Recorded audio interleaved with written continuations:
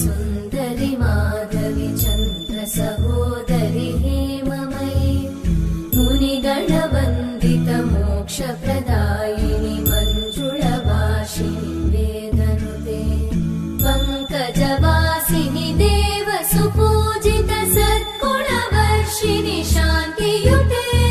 जय जय हे मधुसूदन कामिनि आदिलक्ष्मि जय पालय माम्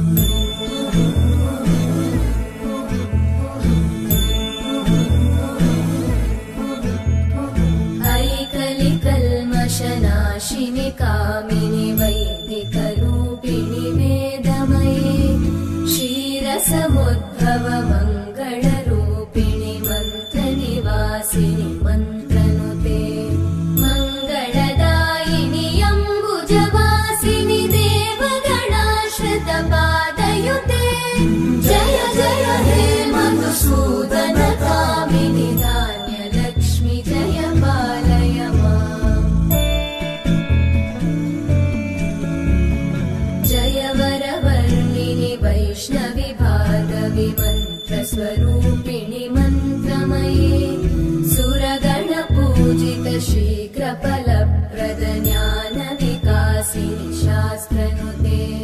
भवभयहारिणि पापविमोचनि साधुजनाश्रितपादयुते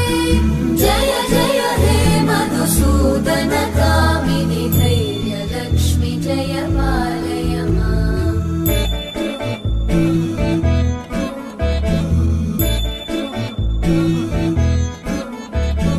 जय जय दुर्गतिनाशिनि कामिनि सर्वफलप्रद शास्त्रमये रथगजतुरगपदादि समानुत परिजनमण्डित लोकनुते हरिहर ब्रह्म सुपूजित सेवित तापनिवारिणि पादयुते जय जय हे मधुसूदन कामिनि श्रीगजलक्ष्मी पालय माम्